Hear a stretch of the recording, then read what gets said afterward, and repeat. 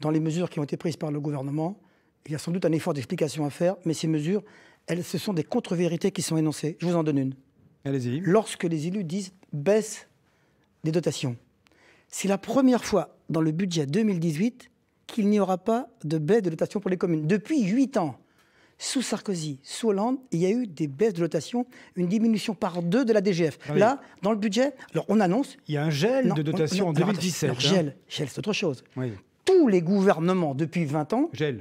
Gel parce qu'on s'aperçoit, au moment où on va faire le budget l'année suivante, qu'il y a des opérations qui ne vont pas être lancées, qui ne vont pas être commencées, donc qui ne seront pas payées. Donc il est normal que le gouvernement, prévoyant que l'argent ne soit pas dépensé, il le gèle pour le compte de la nation. Donc, vous voyez, nouvelle contre-vérité. Il n'y a pas de gel. Il n'y a aucune opération qui est arrêtée. Mais aucune. Quand même, les collectivités, on leur demande quoi, 13 milliards sur le quinquennat d'économies. On leur demande des économies. Ce n'est pas rien, et on va 13 et on va leur donner les moyens sur 5 ans de les faire.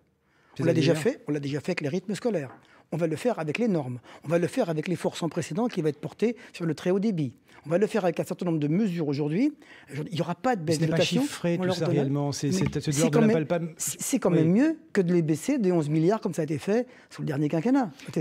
C'est mieux. On demande de faire des économies et on offre, avec le digital aujourd'hui, aux collectivités de pouvoir le faire. Donc, je trouve que c'est un accord gagnant-gagnant.